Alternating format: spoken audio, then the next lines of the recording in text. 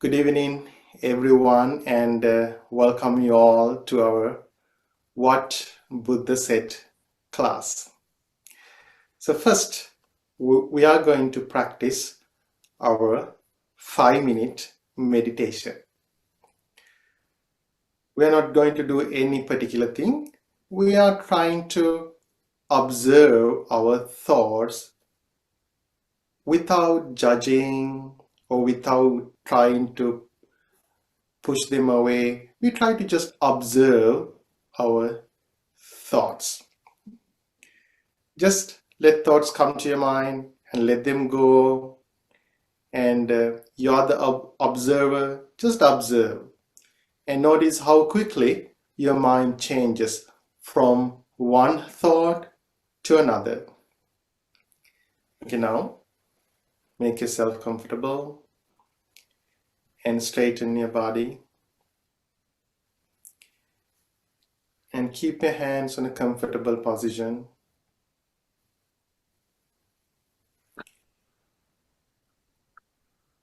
And gently close your eyes.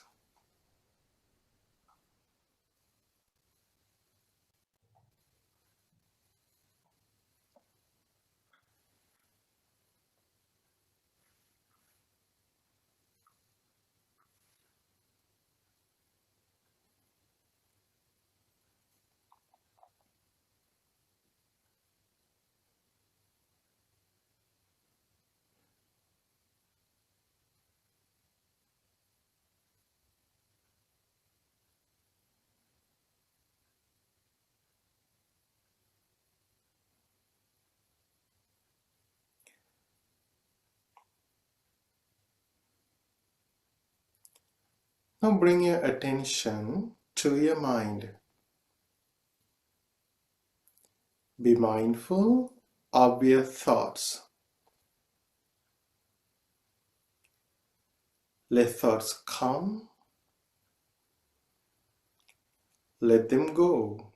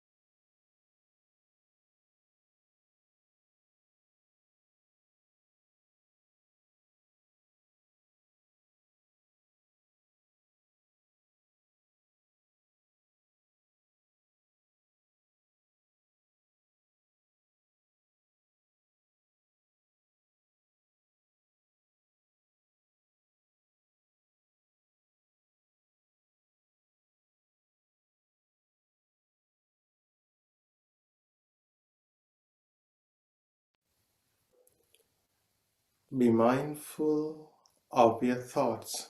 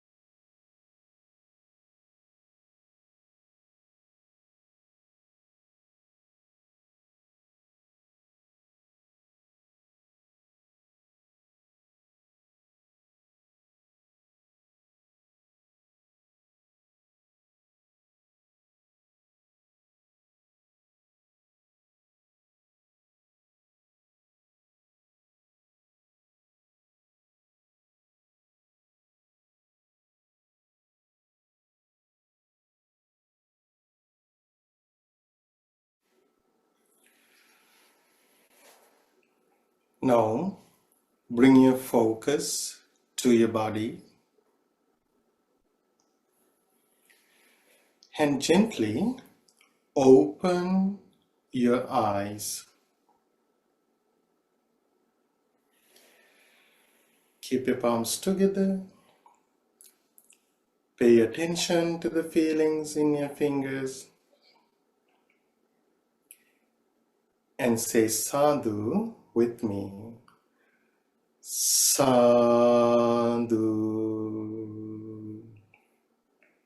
Sadhu.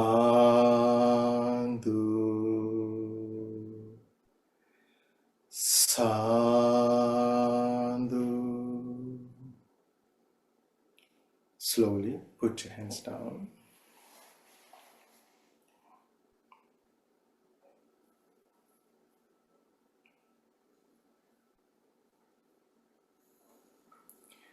Okay, dear friends, now I'm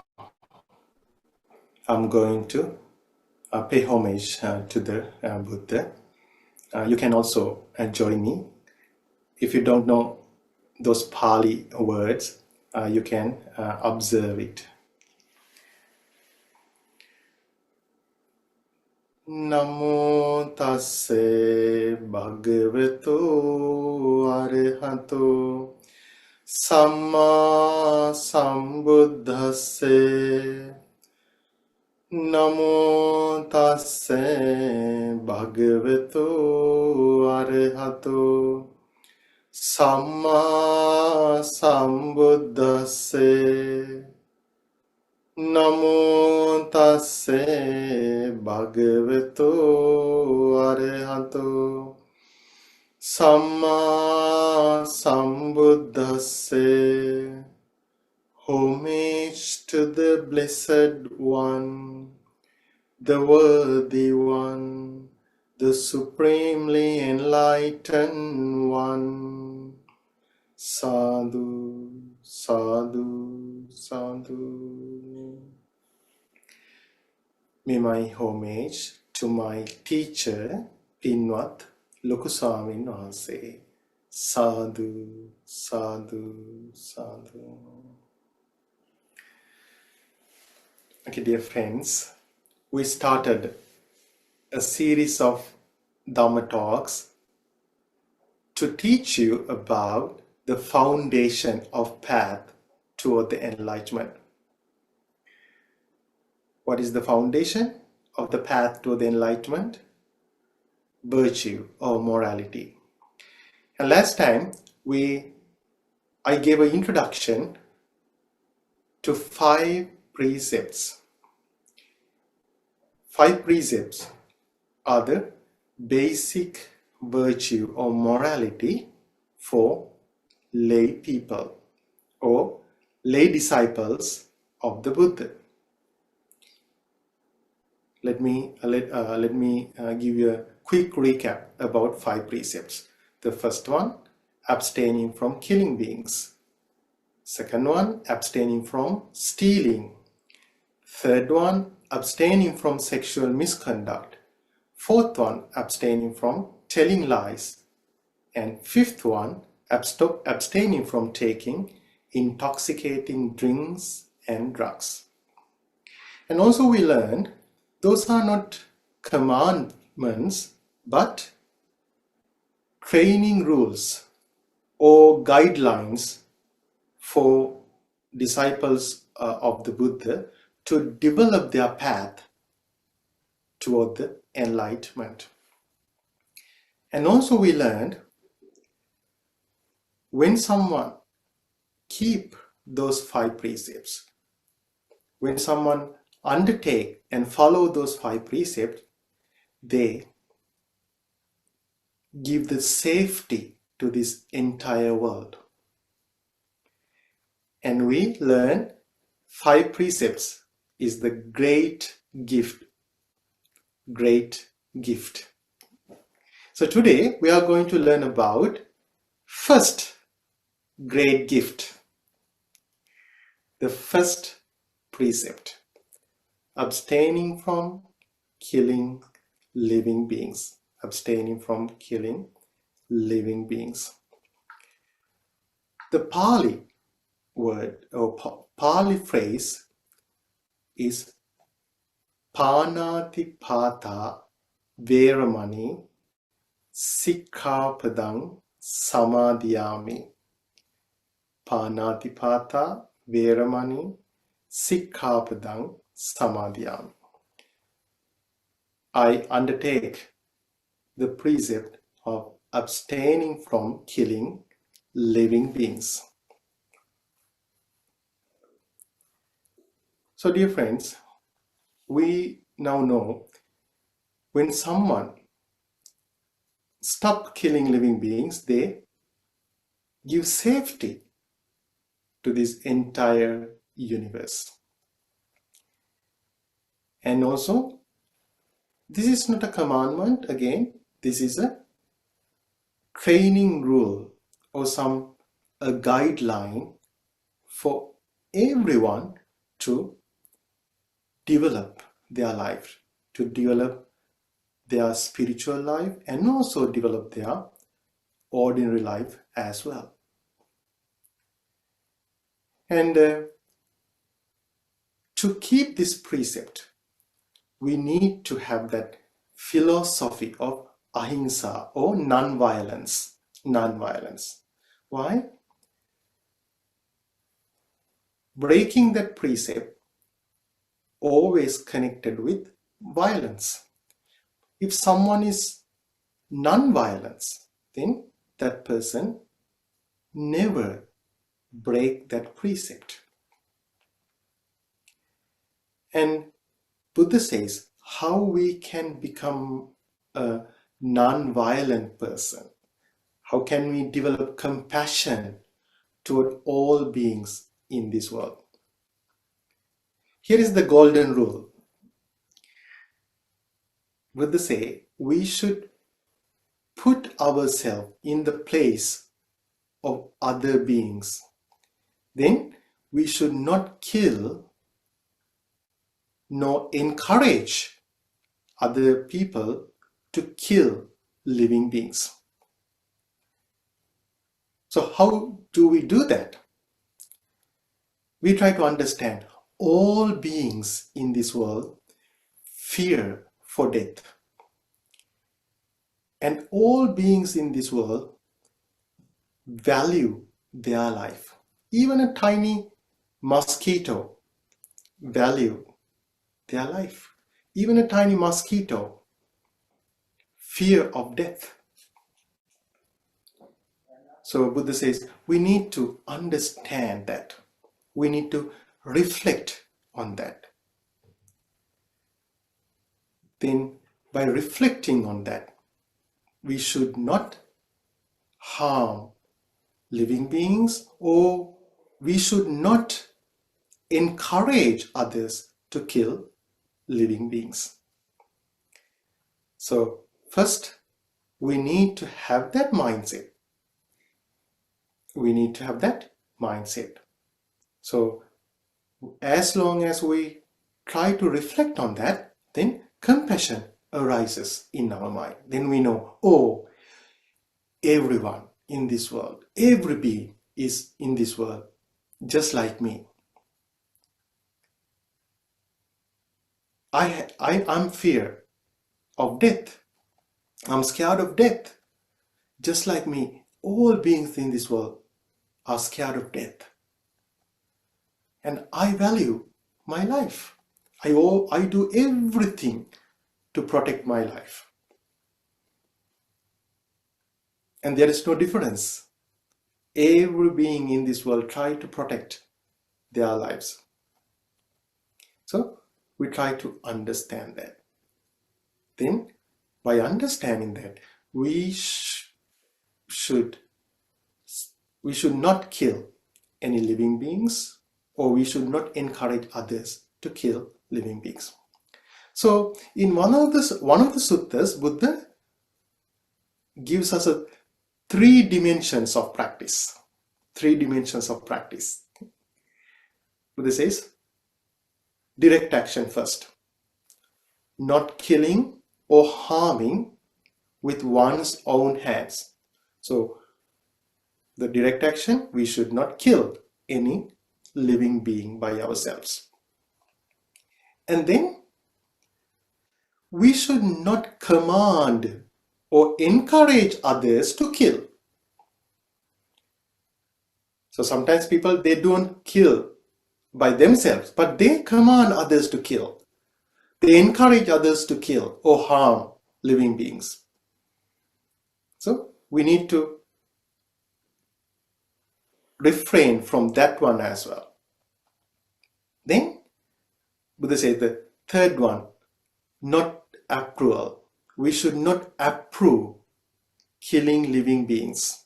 We should not take delight in the act of killing. So we should not approve that. But sometimes without knowing, we approve those killings. Sometimes we don't know about that. So for example, suppose we hear some bad person, and then we learn, oh, that person has killed many people. Then we hear, oh, now he's going to be executed. Then sometimes we feel happy about that. We think, oh, that's good, he deserves that. But when we think like that, so it makes our mind impure, and then it doesn't help us to develop this virtue. So that's why we should not kill living beings, we should not command others to kill living beings, and also we should not approve any kinds of killings. And also then Buddha, in another sutta, Buddha introduces us threefold of purity. Threefold of purity. The Pali word is Trikoti Parishuddhi. Trikoti Parishuddhi, threefold of purity. The first one refrains from killing living beings. And then one encourages others not to kill living beings. Encourages others to not to kill living beings. And also the third one, praise. One praises the virtue of refraining from killing. So we don't engage with killing, and also we encourage others not to kill, and then we always praise that virtue of refraining killing. So we need to practice these things to develop this virtue. So just abstaining from killing living beings is not enough. We should promote it.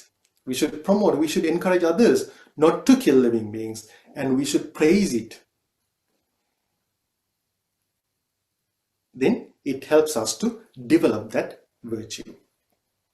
And then the anatomy of an act.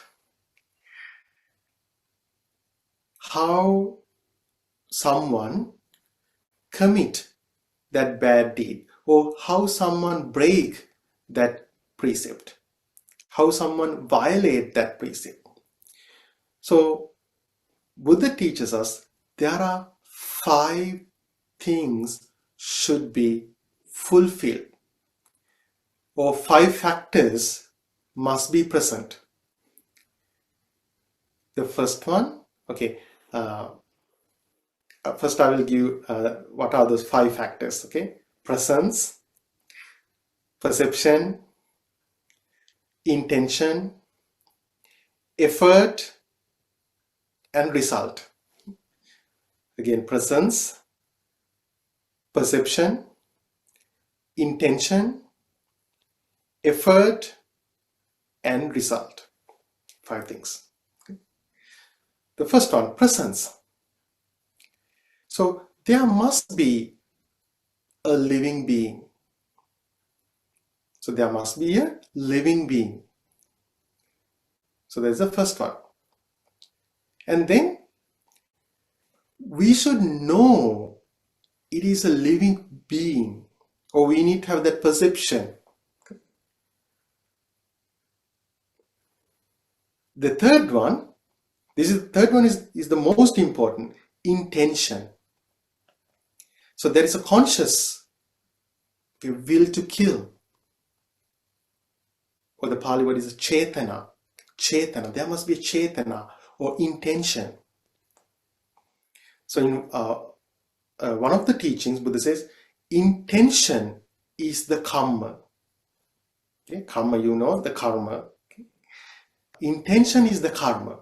So we know there are good karma and bad karma. Whether our action is wholesome or unwholesome is determined by our intention. So there must be an intention to kill that living being. And then we should put effort. Okay? So an action is taken to end that life. But still, we haven't broken that precept.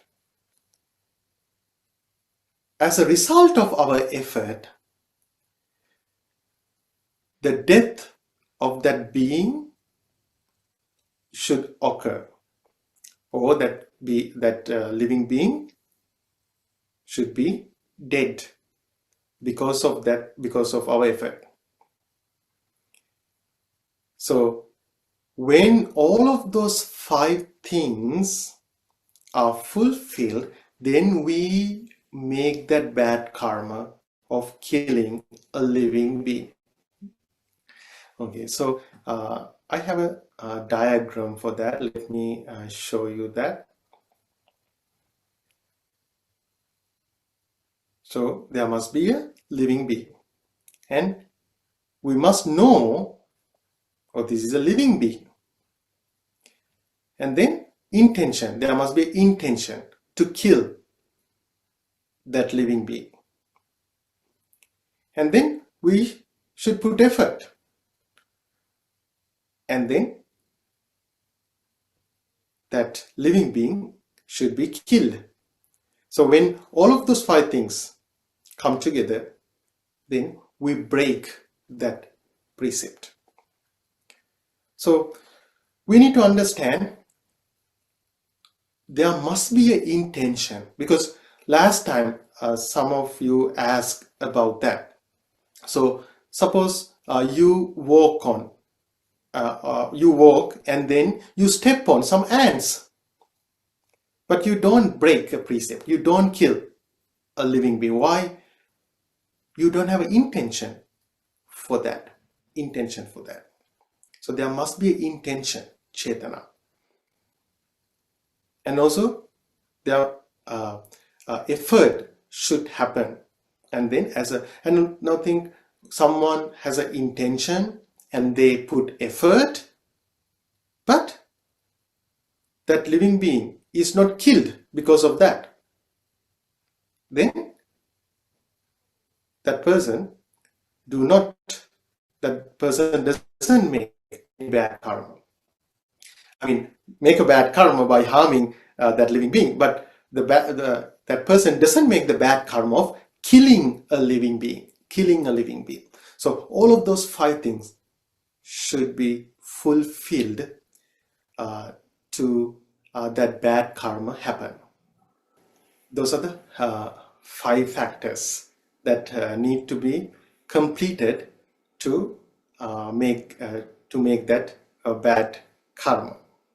Then, dear friends, now we know, okay, when someone make that bad karma, so then they have to go through bad result. They have to face the bad consequences of that bad karma.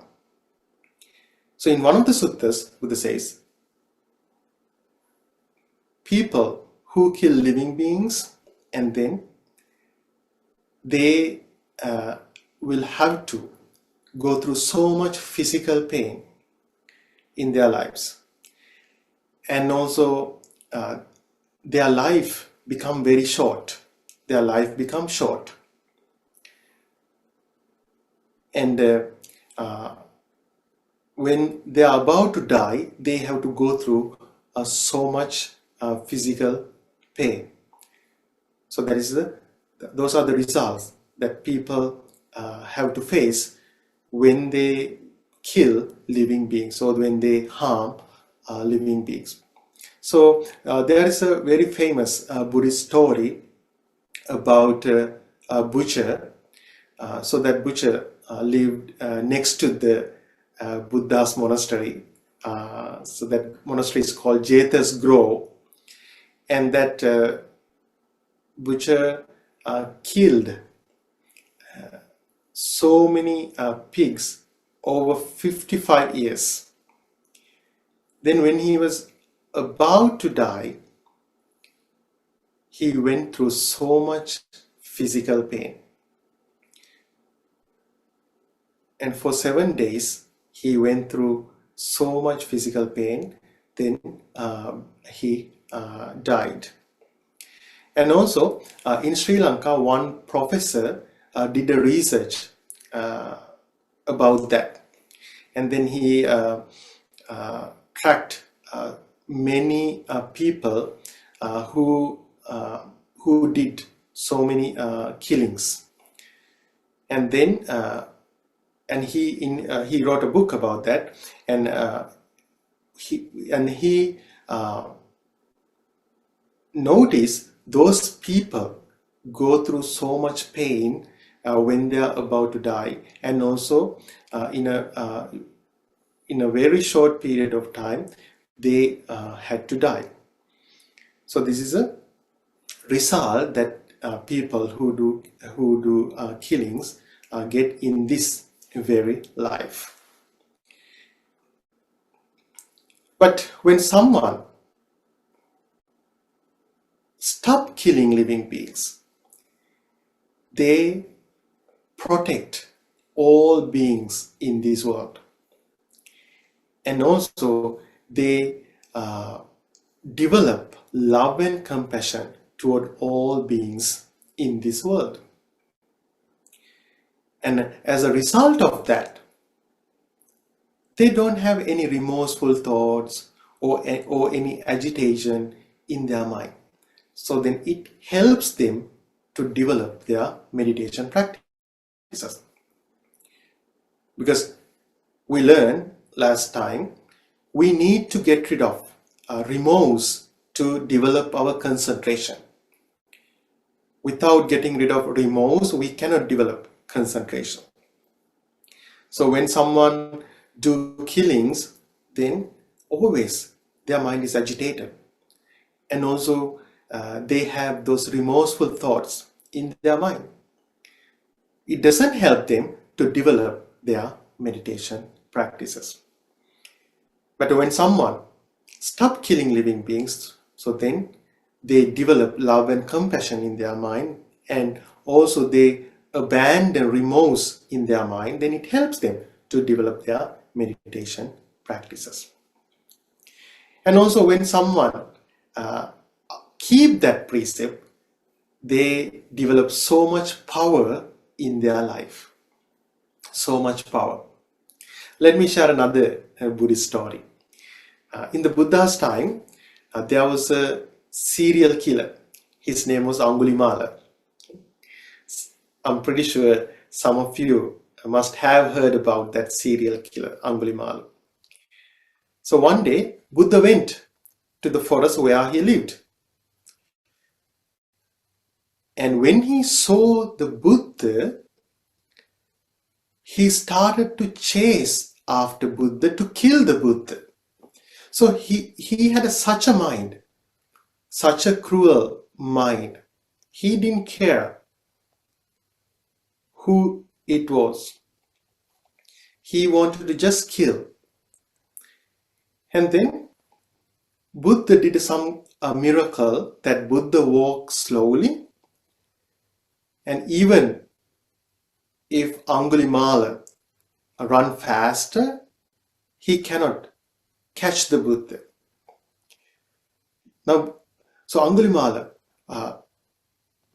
tried to catch the Buddha but couldn't do that. Then finally, he was exhausted, and then he said to the Buddha, "Stop, monk." Then Buddha said, "I have stopped." You should stop. Then that serial killer, he was confused. Why? He cannot catch the Buddha. Buddha is walking, but Buddha says, I have stopped. You should stop. Then he asked about that. What's the meaning of that? Then Buddha said, I have stopped killing living beings. That's why I have stopped. But you haven't stopped killing living beings. You don't have any compassion toward living beings. That's why you haven't stopped. So at that moment, even though he was a serial killer, even though he had a very cruel mind, he got the Buddha's message. And at that moment, he bowed down to Buddha and he asked Buddha to teach these teachings. Then finally, he became a monk. And then when he was training as a monk, one day when he was coming back from his alms round, he saw a pregnant woman, and she was in huge labor pain. And then he had a compassion toward that lady.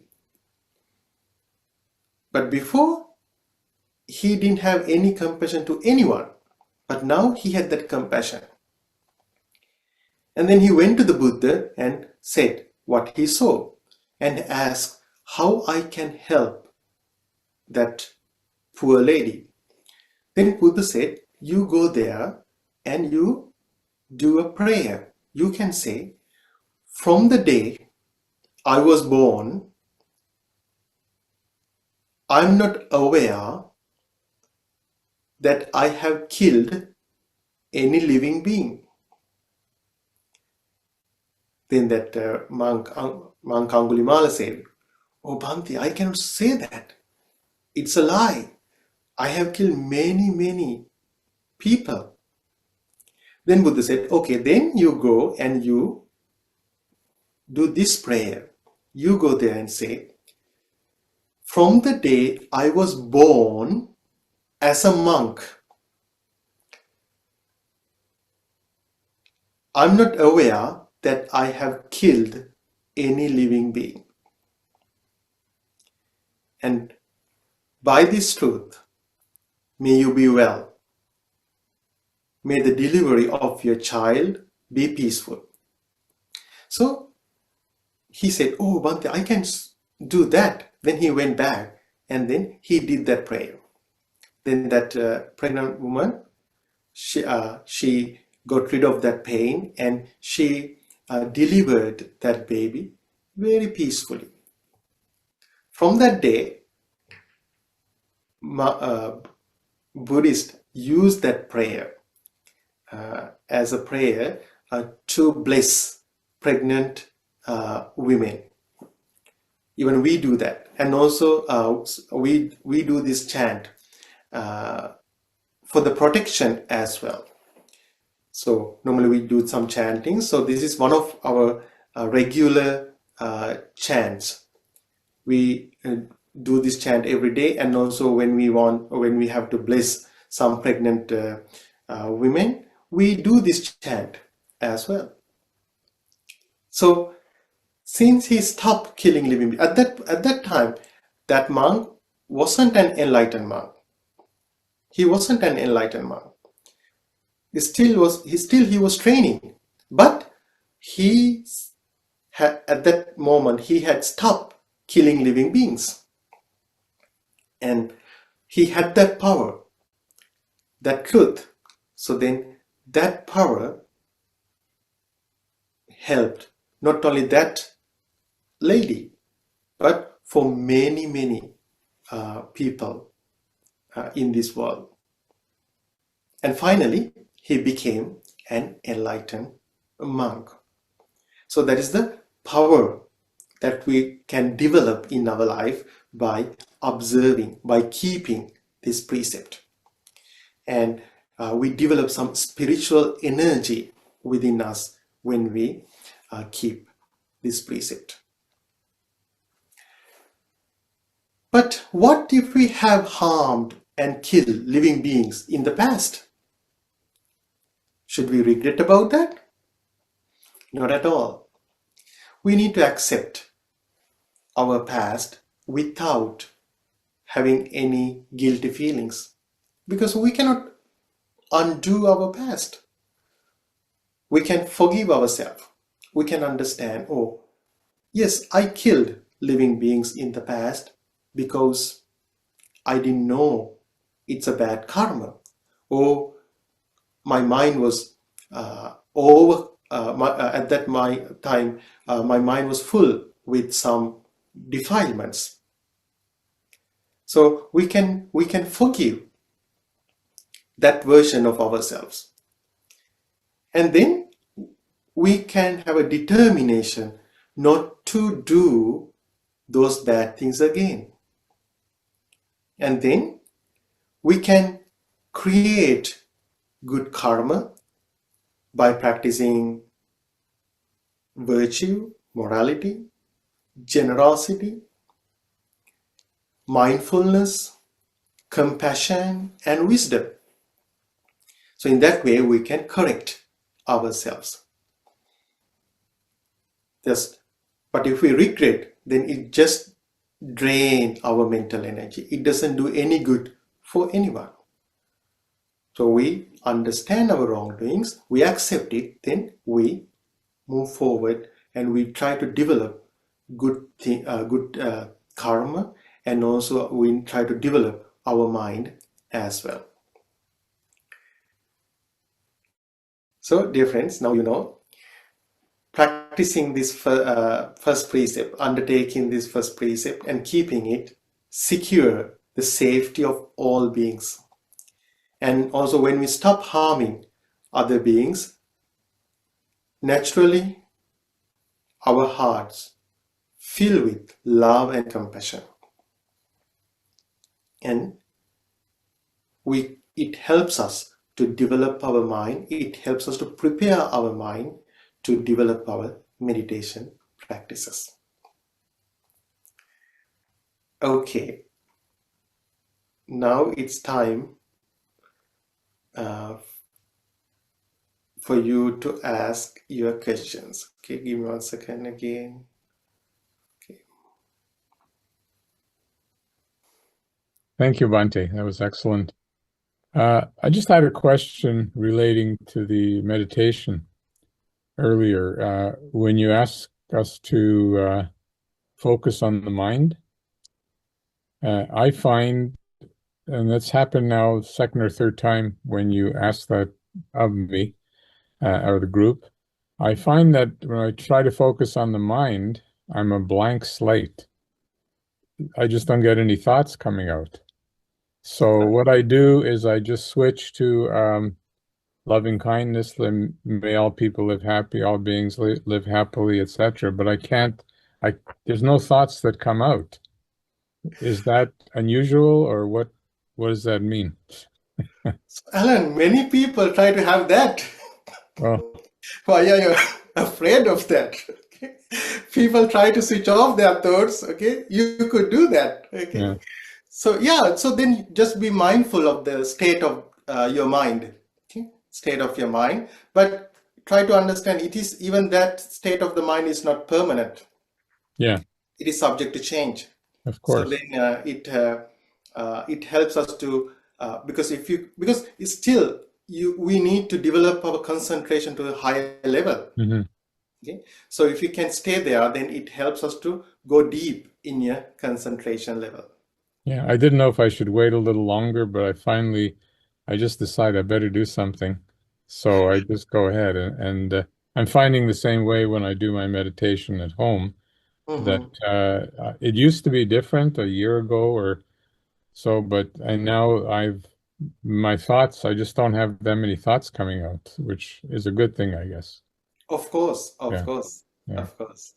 Yeah, you need to keep practicing it. Like because still we have to develop our Yeah. concentration to very deep level. I think you know Yeah. about all the jhana level and all the things. Yeah. Yeah. Okay. Thank you, Bante. You're welcome, Alan. Sadhu. Okay, any other questions regarding what we talked today? Yes, Elaine? Dante, I know we've talked before about eating meat, and I did not go out and intentionally kill the animals, so I'm not responsible for that. But is that, if we continue to eat meat, is that encouraging someone else to kill, and therefore that would come back to me? Okay. Okay, that's a good question, Elaine. So in Buddhism, eating meat is not considered as a bad karma. Mm. So again, if you we can look at that diagram. Okay, those five things. That five things should be met to break that precept. There must be a living being. There must be a living being, and then give us- Perception. yeah, the perception, and there should be an intention, and then we should put effort, and then as a result of that effort, that living being should be killed. Okay, so all of those five things should be met to make the bad karma of killing a living being.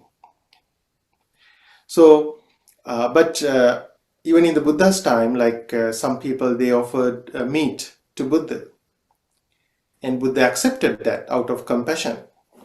So it doesn't encourage anyone, because it happens all the time. So people kill living beings for food. It happens all the time.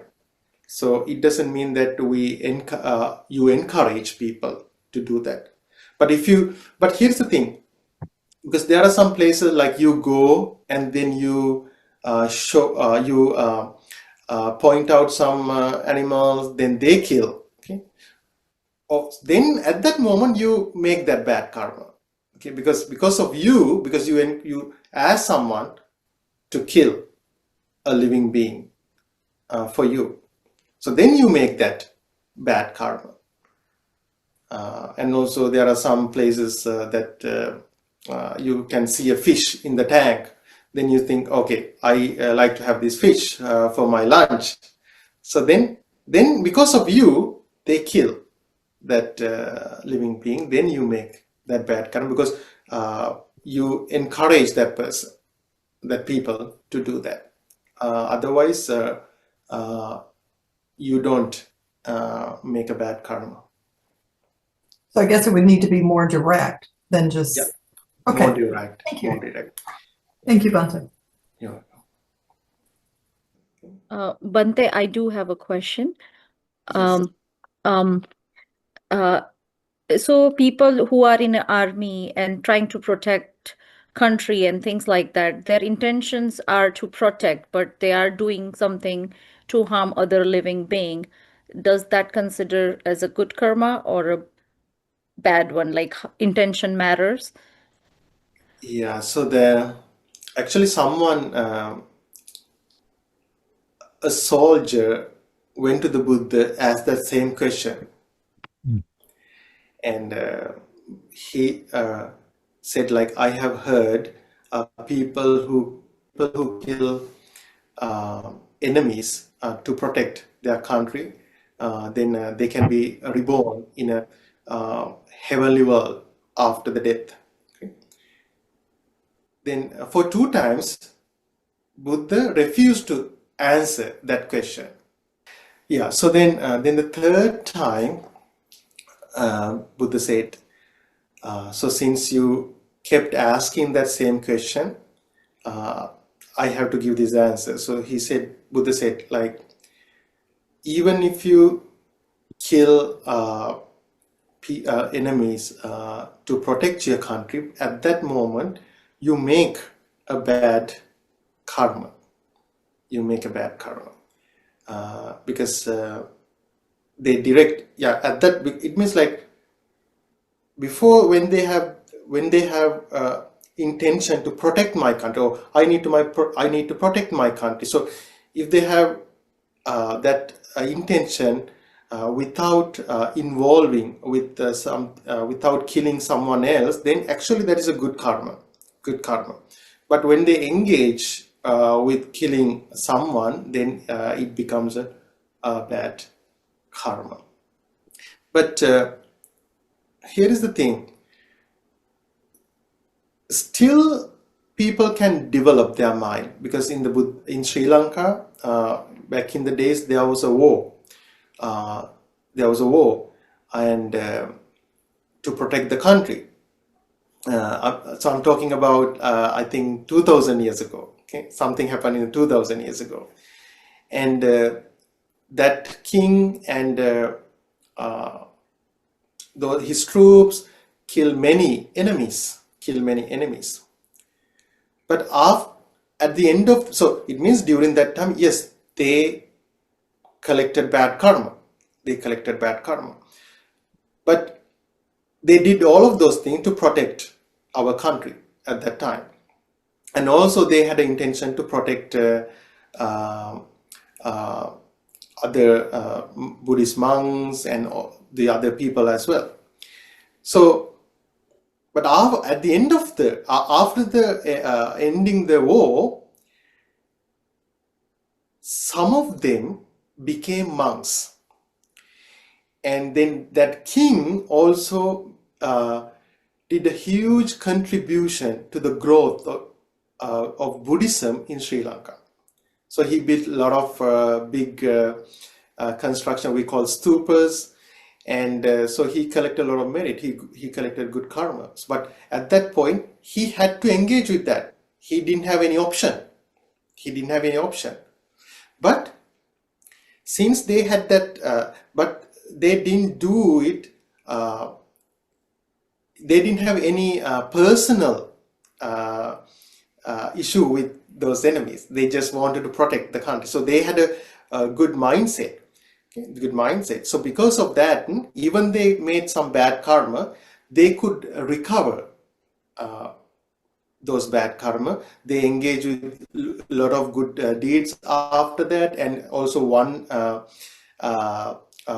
general became a monk and attained the full enlightenment. So after that they develop their mind. And there's another thing in I also mentioned this last time. Everyone doesn't get the results of their bad karma in the same way. So I gave a simile for that. Buddha gave a simile for that. Suppose there is a glass of water, and then you put some salt into that glass of water. But you put that same amount of salt into a river. Then what happens if the water in the glass becomes salty, but water in the river doesn't become salty?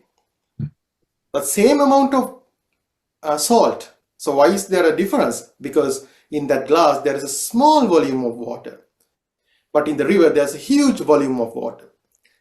Buddha said likewise, there are some people, they haven't developed their mind.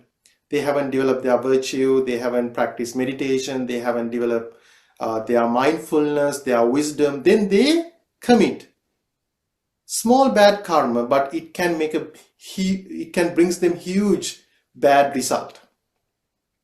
But there is another person, he has developed his mind through the meditation practices, and he has developed his wisdom, and he commits the same bad karma, but he faced a very minor bad consequences. Okay? So it means if we develop our mind, then we can manipulate the results of our bad karma. So that's why most important thing is developing our mind through meditation practices, and also trying to understand impermanence of our lives. Thank you. Thank you so You're much. welcome. You're welcome.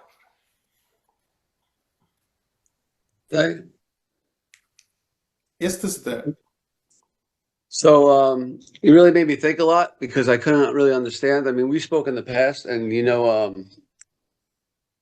I suffered a lot, and I know that we talked about like karma, and it doesn't necessarily have to be from something you did in this lifetime. It could be something that's catching up to you from another one. So I figured because of all the pain that I've suffered and endured my entire life, I didn't know what I did, so I figured it must have been from another lifetime. And now after you say all the stuff that you say today, I realized that maybe I brought a lot of this upon myself. I mean, I was in the military, I was in the Army, and the Cavalry Scouts, it was rough. And where I grew up in Brooklyn and the time I did was extremely violent. And I did 1 through 4 many times. I never got to that fifth one, I did 1 through 5s. So I was good on that way, but I did attend and did try and did target, and but never finished the fifth one. But I suffered, and you know how much I suffered. I suffered a lifetime of physical anguish and mental anguish, and I mean, so many surgeries. I'm half metal right now, and I couldn't understand why. But when I started practicing Buddhism a couple of years back, everybody was telling me I needed to forgive myself. You were talking about that, which I didn't know about the forgiving the past is the past. And we spoke about this in my conditioned mind, and it was living in my delusion. I didn't know that I was doing these. I didn't know. I know it might sound crazy that how could I not know, but I did not know. I did not know. And then I did know.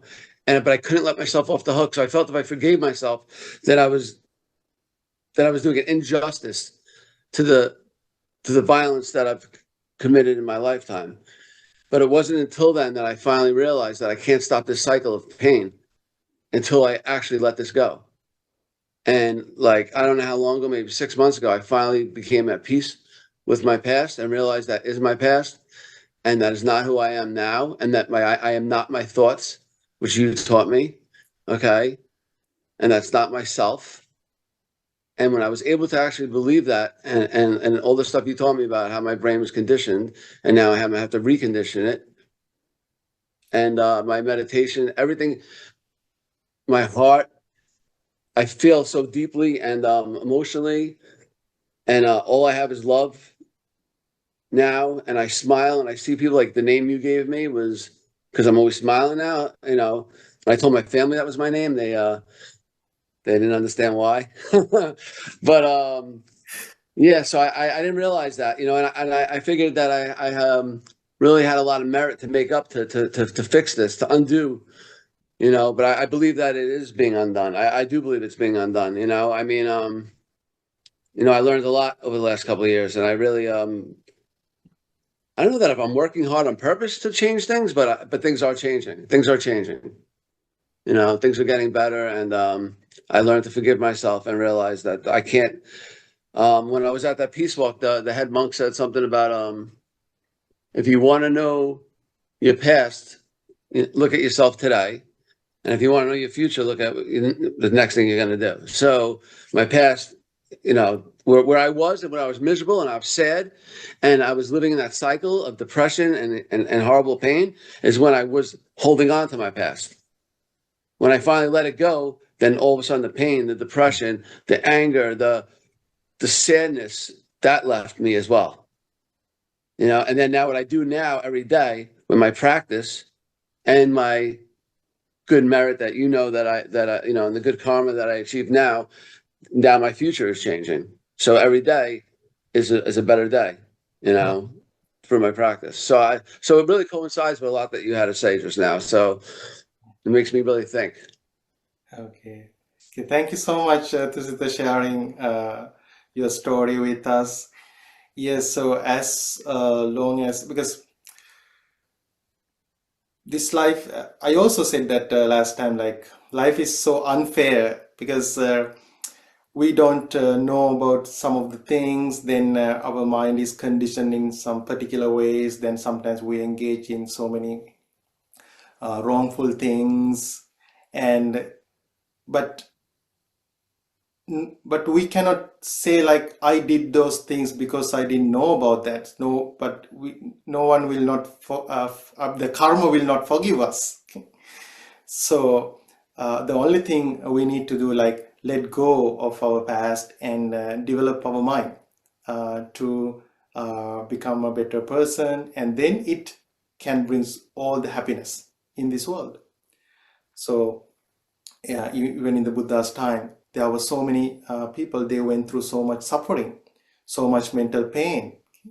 Why? Because they hold on to their past, and then they were worrying about the future. But once they understand the Four Noble Truths, they let go of their past, and then they let go of their worries about the future, and they try to do good things today at this moment, and they try to understand the Four Noble Truths, and they develop their mind to the highest level, and they let go of all the pain, suffering in their lives. So that's what teachings of the Buddha uh, does for us. All of us can develop our mind by practicing these teachings. I just have a question about when someone kills, or like, or the example you gave about the salt in the ocean and everything. Mhm. I'm thinking of like Ted Bundy or some of the infamous like the example that you gave too. Like he was executed. He's a famous serial killer in the U.S., Ted Bundy, but he was executed. But I just wonder, like, if people, like, if he wasn't in the right mindset, and how do we have empathy or compassion, like like the judge made the decision to kill him, but he never got the chance to like be a monk or kind of redeem himself, I guess, in the allotted time that he had till he was on death row. So how do we treat people differently versus somebody that, you know, has a mental disorder, and, you know, we're constantly trying to keep them from killing other people with medication and those kind of things, or themselves, even like the suicidal people. But anyway, I'm just curious, like, how do we not see them as someone more evil, or even just fear? Maybe it's just fear. Like, how do we not fear that and treat people, treat them differently, I guess. I don't know. Yeah, yeah, yeah, yeah. Yeah, yeah. Yeah, this is a very, I know when we live in this society, like, in one hand, we have to protect this society, and we have to save, we have to secure the safety of every other people, and then people have to make such decisions, like maybe they so that what happened for that person as well. So but we should not let that negative energy come to our mind. So if we get fear, it's a negative energy. If we get angry, it's a negative energy. So when we hear those things, and when we see those things, it's very natural that we get fear, or we get angry, and but it doesn't help us to have our peace in our mind. So we should give the priority to keep peace in our mind.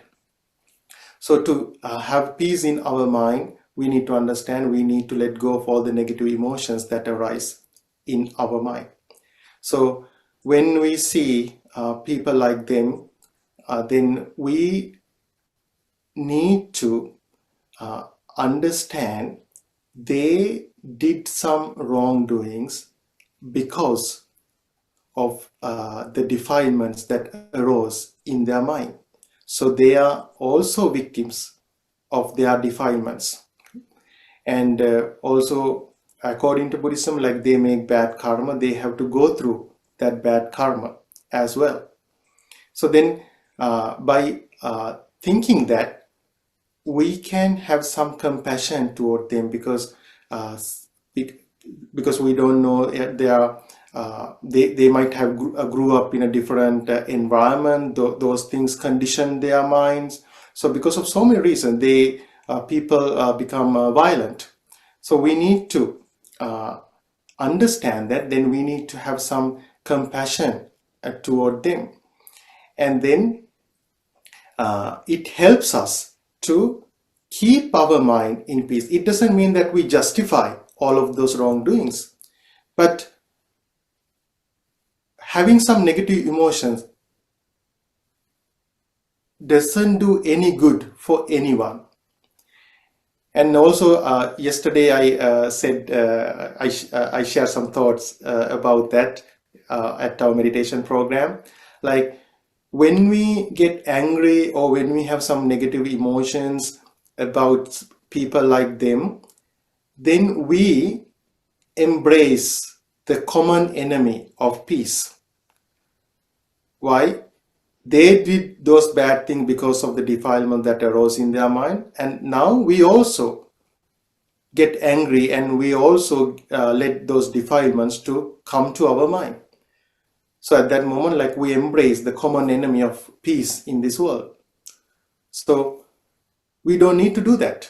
We need to understand, okay, if anger or some other defilements led them to do those bad things, then I should not give any space for those defilements in my mind as well. Then we can arouse our energy, our desire to get rid of those defilements in our mind. So when we try to do that, then we focus on that, then it helps us to purify our mind. Then automatically we can have some compassion toward them. And also we need to understand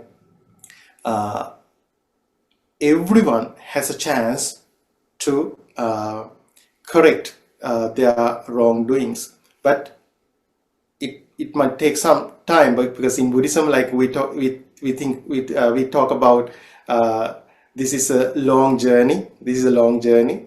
So and this life is not the first one and not the last one. So gradually people learn about their wrongdoings, and then they will be able to purify their minds. So we need to have compassion toward all beings in this world. Thank you so much. You're welcome, Lindsay.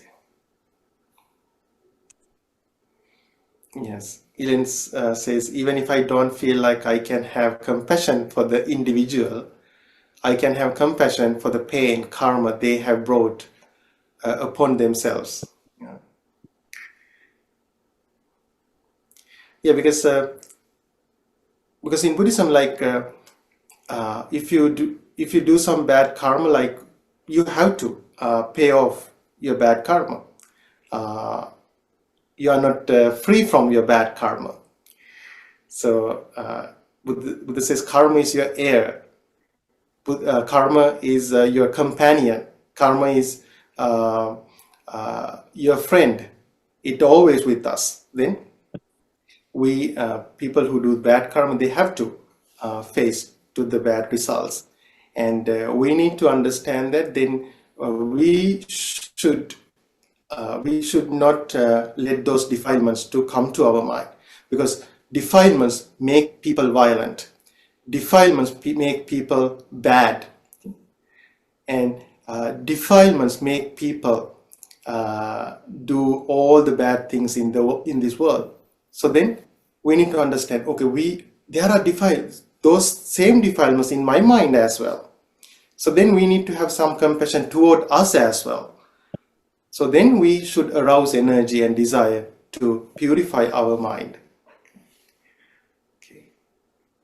Okay, I think Johan raised his hand. Yes, Johan. Buddhaya. Buddhaya.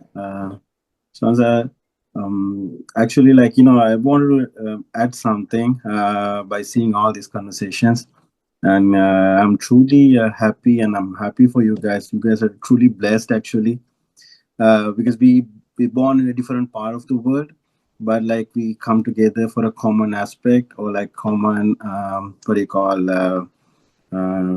how to say it, like a common a goal to make everything like make happen things much in a better way.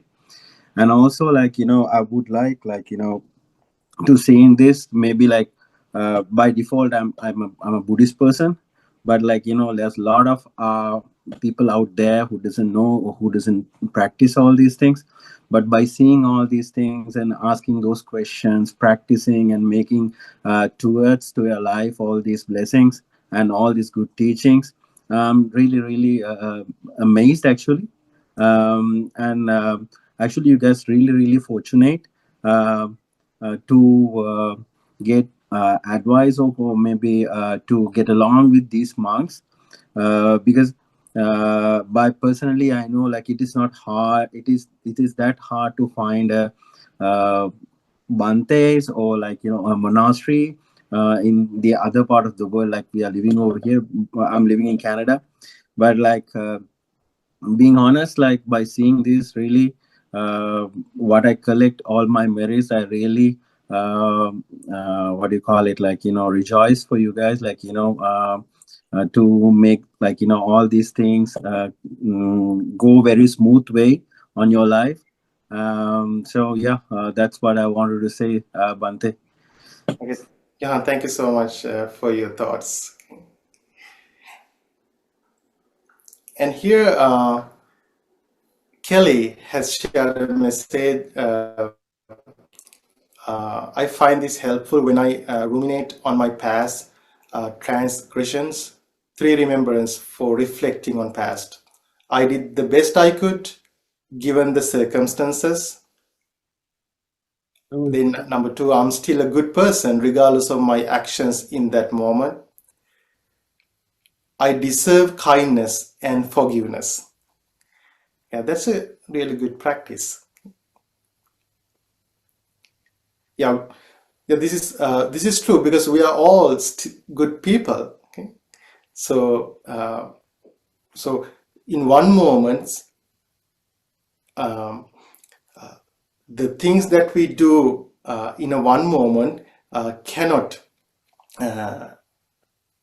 measure or cannot label us and cannot judge ourselves, because these things happen at one moment because of the defilements that arise in our mind. But so that's why we need to afraid of the defilements that arise in our mind. If you want to blame someone in this world, okay, you can blame to the defilements, negative thoughts that arise in people's mind, okay? Not to the people or not to ourselves, okay, to the defilements. So if you have done some mistakes in the past, you don't need to blame yourself, blame defilements, negative thoughts that arise in your mind. So then you know what you need to do. Okay, you know, okay, I don't need to live with this defilement, these negative thoughts. I need to arouse my energy. I need to practice my meditation to abandon these negative thoughts that arise in my mind. There's a Buddhist story. So because someone might be working on some on military or helping those things, but thing is, it doesn't become a bad karma. Okay, so because in the Buddha's time there was a story. There is a story. It's about a wife of a hunter. So that wife, she helped that hunter to do all the things. So it means like when he asked for arrows, she went there and she gave arrows, and also she helped him to carry those animals that he killed. Okay, so she helped. Okay? But at that time, she was in stream entry level. She was in a stream entry level, even though she helped. But she didn't help to kill animals. She just did what her husband asked her to do. Okay? And also she didn't kill any living beings. She just did her duty. And then Buddha said she didn't make any bad karma. and she has already attained the first stage of the enlightenment. And then Buddha gave a nice metaphor that. So suppose someone carries some poison, but if they have some protection in their hand, like some gloves or thing, that poison cannot harm their hand. But someone touch poison with wounds in that hand, then that poison can be harmful to that person. Likewise, that lady, so she didn't have any intention to kill living beings. She just did her duty, and then and also she has developed her mind to next level. So then at any point she didn't do any bad karma. Okay? So why I said that, because sometimes like you or your loved ones might be working on those projects. Okay? Maybe maybe in military or some other places. Okay? But they just do their duty. They do their duty, and but they don't make a bad karma of killing living beings. So the thing is, like, we don't need to have some irrational fear about those things.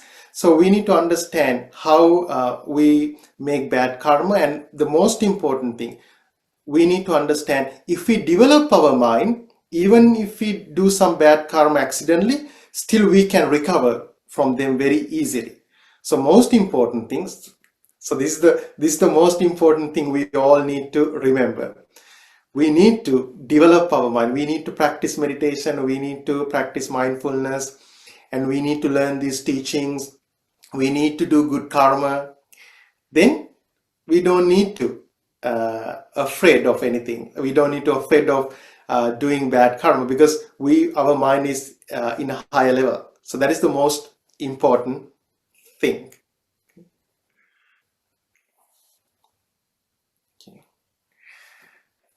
Okay, so I think we can end our What Buddha Said class today.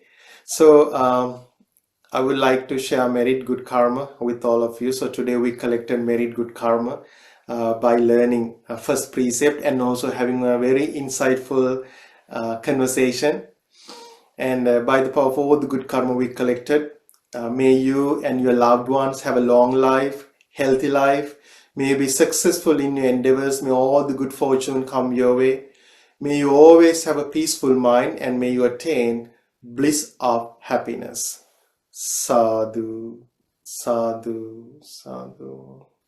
And also Tusita has to share a great good karma merit that he collected recently. Yes, Tusita. Okay.